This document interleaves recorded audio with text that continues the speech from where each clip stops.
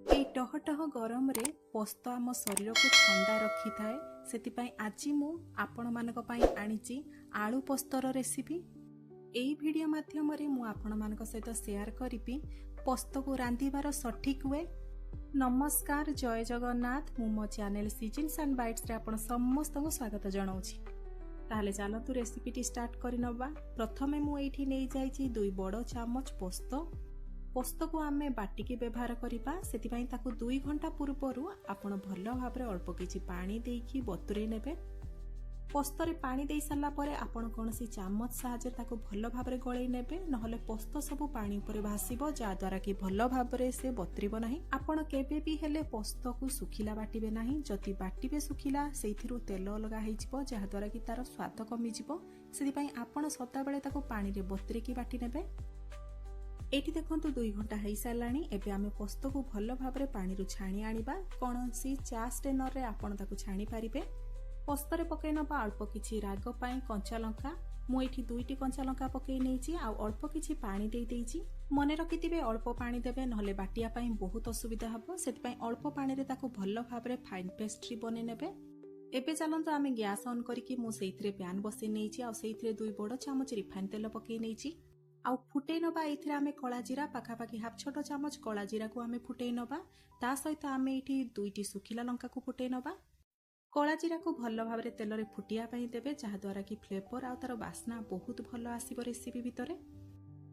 एई 2टी जिंस को ऐड करि साला परे आमे किछि समय ताकू भलो भाबरे भाजी नबा। किछि समय भाजी सारला परे आमे सेतिरा ऐड करितबा पियाज। मु एठी 3टी बड़ साइज रो पियाज नै जाइछि आ ताकू सरू सरू काटी नैछि। आमे पियाज को पकै देकी ताकू मध्य भाजी नबा भलो भाबरे। पियाज को एठी आमे लाल हबा पर्यंत भाजीबा नाही। पियाज जेमिति कि हमर स्लाइड सॉफ्ट हे जिवो से पर्यंत भाजी नबा। एठी देखंतु किछि समय पियाज को भाजी सारला परे पियाज हमर एठी सॉफ्ट हे जाइछि। एपे सेतिरा आमे ऐड करितबा आलू। पाखापाखि एठी मु 6 रु 7टी आलू को चप्पा छडेइकी बड़ बड़ साइज काटिकी सेतिरे पकै देइछि। आपण चाहिले आलू रो साइज को छोटो करि परिबे, जहा द्वारा कि आलू शीघ्र सिजिबो। मु एठी टिके बड़ साइज रखिछि। आलू को ऐड करि सारला परे आपण सेतिरे ऐड करितेबे स्वाद अनुसार लूण। मु एठी हाफ छोट चामच लूण व्यवहार करिछि आ ताकू आलू रे भलो भाबरे प्रथमे मिक्स करि नबा। लूण को आलू सहित भलो भाबरे मिक्स करि सारला परे आमे सेतिरे ऐड करितबा हळदी गुंड। एमिति तो पोस्तर कोनोसी भी रेसिपी रे हळदी गुंड लंका गुंड पड़े नाही, किंतु मु एठी पकेइछि। आपणकर जदि इच्छा नाही आपण पकेबे नाही। मु एठी 1 रु 2 पिंच हळदी गुंड पकेइछि। आउ आपण देखि पारथिबे तार क्वांटिटी बहुत कम मात्रा रे मु रखिछि। ता सहित पकै नेछि मु एठी हाफ छोट चामच काश्मीर लंका गुंड। पोस्तर कोनोसी भी रेसिपी आपण जदि करूथिबे, खास करके आलू पोस्त रेसिपी, आपण लंका गुंड आ हळदी गुंड को स्किप कले चलिबो। आपणक इच्छा हेले देबे, नहले न देले मध्ये चलिबो। लंका गुंड हळदी गुंड को आमे भलो भाबरे आलू सहित मिक्स करि नबा। एबे ताकू घोड़ेई दबा। हमर आलू जे पर्यंत भलो भाबरे 50 टू 60% सिझी नाही, आमे ताकू घोड़ेई घोड़ेई भाजिबा। आउ जेतेबेले आपण घोड़ेई की भाजिबे आलू को, आपण सिम रखिबे फ्लेम को। जेहेतु मु आलू रो साइज को बड़ रखिछि, सेति टिके समय लागिबो याको सिझिया पई। आपण जति आलू रो साइज को छोट रखिथिबे शीघ्र सिझि जिवो। 15 रु 20 मिनिट पर्यंत मु एठी लो फ्लेम रे ढाकुणी घोड़ेई की आलू को भाजी नैथिली। आउ आलू एबे हमर 50 टू 60% भलो भाबरे सिझि जाइछि। आपण देखि पारथुबे हमर आलू मध्ये हल्का ब्राउन हे जाइछि, माने हल्का लाल हे जाइछि। एबे सेइथिरे आमे ऐड करितबा बाटी रखितबा पोस्त को। आउ एठी देखंतु मु बाटी की आपण मानको देखौछि। आपण पोस्त को एई परि भाबरे टेक्सचर रे बाटी नेबे। मु एठी आंगुठी माध्यम रे आपण मानको देखौछि। आपण सेई अनुसार ताकू भलो भाबरे फाइन पेस्ट करि नेबे।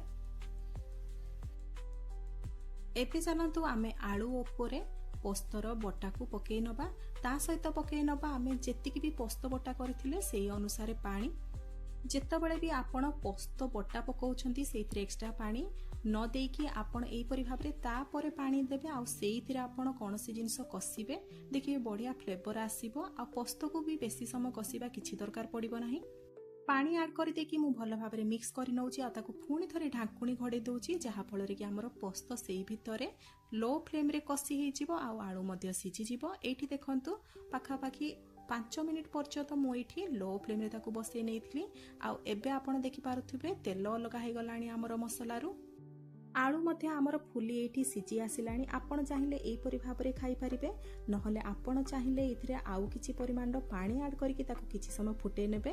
मु एठी गोटे ग्लास पानी ऐड करिछि आ ताको किछि समय फुटेइ नेछि। आपण पोस्त को जेते सुखा रखिबे से आहुरी सुखा ही जीवो, सेतिपई आपण सेइथिरे अल्प किछि परिमाणरे पानी ऐड करिबे। आ एठी देखंतु ये भलो भाबरे फुटी सारलानी। एबे आमे सेइथिरे ऐड करितबा हाफ छोटो चामच चीनी। जेतबेले देखिबे आपनको रेसिपीटी भलो भाबरे हेई आसिलानी, आलू सब सिझी सारलानी, सेई समय आपण सेतिरे चीनी ऐड करिबे। आ एठी देखंतु चीनी को मिक्स करितबा आमे भलो भाबरे झोलरे। आ एठी मु 1 ରୁ 2 मिनिट ताको भलो भाबरे फुटेइ नेछि। 1 ରୁ 2 मिनिट सफिशिएंट हबो, ताठू बेसी आपण फुटेबे नाही, नहले बेसी सुखिला हेई जिवो आइटमटी। आ एठी देखंतु 1 ରୁ 2 मिनिट फुटी सारला परे हमर रेडी हेई गला आलू पोस्त। पोस्त आम शरीर पाई बहुत भलो, सेतिपाई निहाती खरा दिने ए रेसिपीटी को ट्राई करंतु। आ केमिति लागिला खाइके मते कमेंट माध्यम रे जणांतु। भिडियोटी भलो लागिथिले लाइक टे निहाती करिवे।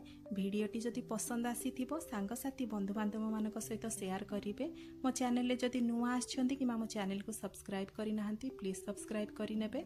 फेसबुक पेज रे जदि ए भिडियोटी को देखुचंती पेजटी को फॉलो करि नेबे। पुणी देखा हबो आ गोटे नुआ रेसिपी भिडियो रे। नमस्कार, जय जगन्नाथ।